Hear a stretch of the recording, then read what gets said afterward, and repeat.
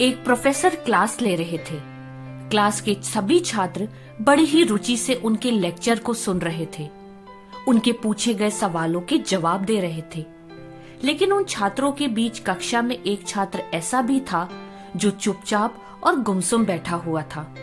Professor ने पहले ही दिन उस छात्र को नोटिस कर लिया, लेकिन कुछ नहीं बोले।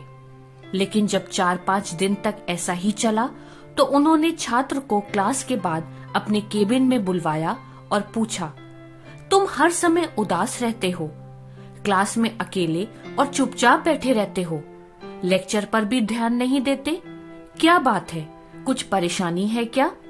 सर, वो छात्र कुछ हिचकिचाते हुए बोला, मेरे अतीत में कुछ ऐसा हुआ है जिसकी वजह से मैं परेशान रहता हूँ, समझ ही नहीं आता क्या करूँ। प्रोफेसर भले व्यक्ति थे।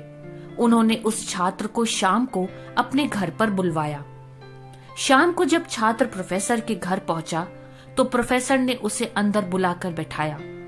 फिर स्वयं किचन में चले गए और शिकंजी बनाने लगे। उन्होंने जानबूझकर शिकंजी में ज्यादा नमक डाल दिया।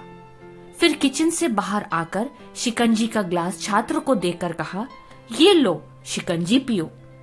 छात्र ने ग्लास हाथ में लेकर जैसे ही एक घूंट लिया, अधिक नमक के स्वाद के कारण उसका मुंह अजीब सा बन गया।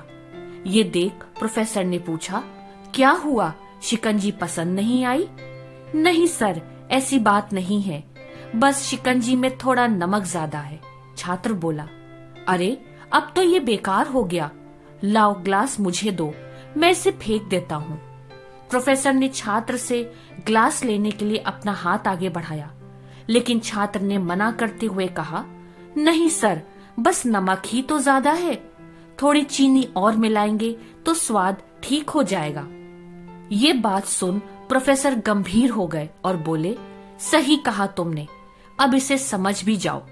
ये शिकंजी तुम्हारी जिंदगी है, इसमें घुला अधिक नमक तुम्हारे अतीत के बुरे अनुभव हैं।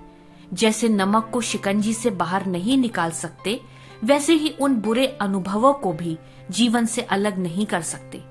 वे बुरे अनुभव भी जीवन का हिस्सा ही हैं। लेकिन जिस तरह हम चीनी घोलकर शिकंजी का स्वाद बदल सकते हैं, वैसे ही बुरे अनुभवों को भूलने के लिए जीवन में मिठास तो घोलनी पड़ेगी ना। इसलिए मैं चाहता हूँ कि तुम अब अपने जीवन में मिठास घोलो।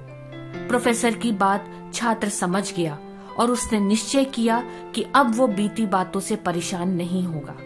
दोस्तों, पुरानी बातों को याद कर हम अपने वर्तमान पर ध्यान नहीं दे पाते और कहीं न कहीं अपना भविष्य बिगाड़ लेते हैं। बाइबल कहती है, यदि मनुष्य बहुत वर्ष जीवित रहे तो उन सबों में आनंदित रहे। आगे बाइबल ये भी कहती है, परंतु ये स्मरण रखे कि अंधियारे के दिन भी बहुत होंगे।